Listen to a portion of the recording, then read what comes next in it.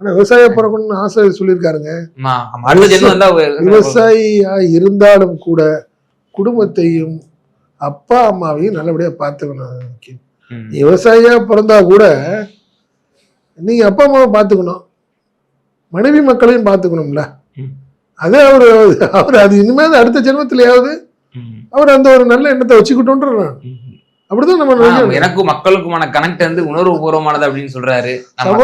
சகோதரிகளாக அம்மாக்களாக எல்லாத்தையும் என்னமோ சொல்லிட்டு இருந்தாரு. பட் இதெல்லாம் ரைட்டு. பட் ஆனால் தனிப்பட்ட வாழ்க்கையில நீங்க சில விஷயங்கள்ல சரி பண்ணாதானே முழுமையா இருக்கும், ஒரு தலைவனா இருக்க முடியும்னு நினைக்கிறேன். நீங்க வந்து தன்னை சிஎம் நினைச்சுக்கிறீங்க, ஒரு பெரிய லட்சக்கணக்கான இளைஞர்களுக்கு நீங்க தான் தலைவனா நினைக்கும் போது உங்களுடைய தனிப்பட்ட வாழ்க்கையிலையும் சில விஷயங்களை சரி பண்ணினால்தான் சரியா இருக்கும்.